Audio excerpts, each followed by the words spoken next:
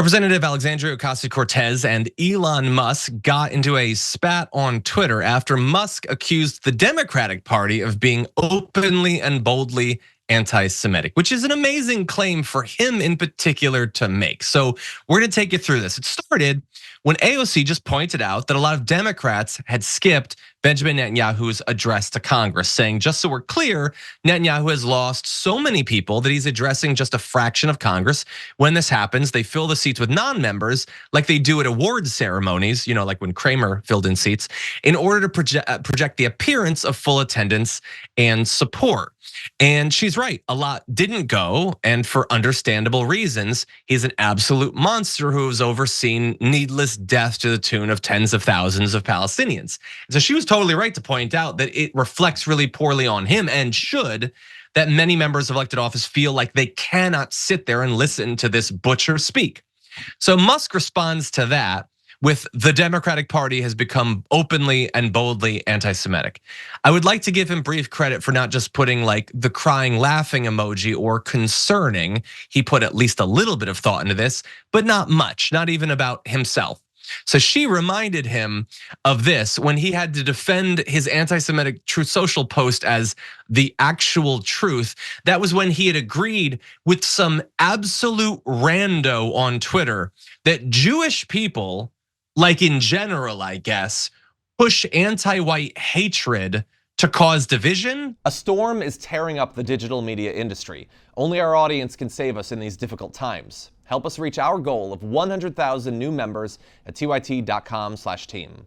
So like they collectively as a religion or something make people hate white people. That's what he decided to agree to. Some random anti-Semite on Twitter posted that, and the richest man in the world had to agree with it. And so she reminded him of that, saying, sometimes being quiet is free and good for you. See, that's the thing. I disagree with AOC there. Yes, in general, being quiet is free and good for you. For Elon Musk, it would not be free and good. It would be way better than free. If he had just years ago shut the hell up, his businesses would be worth billions more than they are right now. He would not be in so many of the terrible situations he is in his life and in business if he had just learned that his opinions are garbage and nobody wants them. But unfortunately for him, he did express those opinions, and I love AOC reminding everyone of him. Remember, he had to literally take a trip to Israel, a literal apology tour, to make up for his own enthusiastic anti-Semitism. Yeah, that's what do you make of this?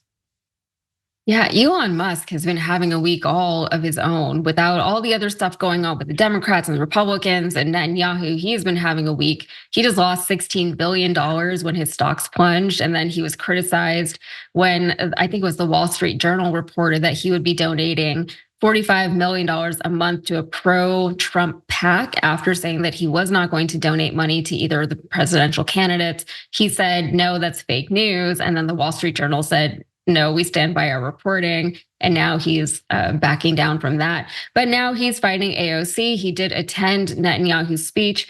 And yeah, it was interesting that he chose to go, because ever since he took over X, it has become such a cesspool for racism and anti-Semitism, and actual anti-Semitism, not the anti-Semitism that he's accusing the Democrats of all harboring within them. Never mind the fact that a lot of Jewish Americans are Democrats, including some of the Democrats that we have sitting in our Congress right now. There's a lot of Jewish people serving our government, and it's interesting because they always try to downplay that fact. They always try to act like the Democrats are anti-Semites or whoever, anyone who is basically anti-Israel, pro-Palestinian people.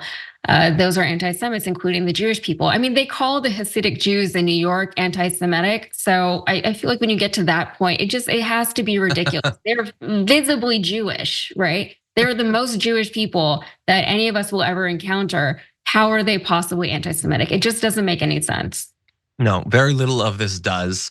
He's a moron. That makes sense to me. He's like, we've been talking about the fundamental nature of the isms, the racism, and all of that being an indication of more than just having bad views. It represents that your brain is fundamentally flawed. And he's just a tangled web of that, a variety. The fact that anyone can come away from watching what he has chosen to do and say in the public sphere the last few years and think that he is like of regular intelligence, let alone genius level, makes no sense to me. But before we move on, I just do want to give credit to Rashida Tlaib. Rashida Tlaib did not skip Benjamin Netanyahu's address, but she did bring a prop, and it's powerful.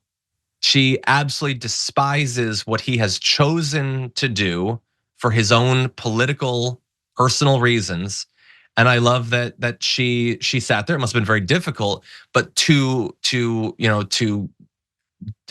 this protest, to put forward those symbols. I think one said, purveyor of genocide on the opposite side as well.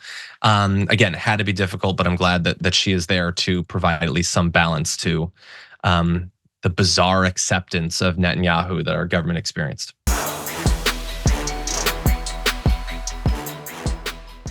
Members make a difference here at TYT. You help make the show happen, and we see you in the chat with your loyalty badge. Click the join button to become a member today.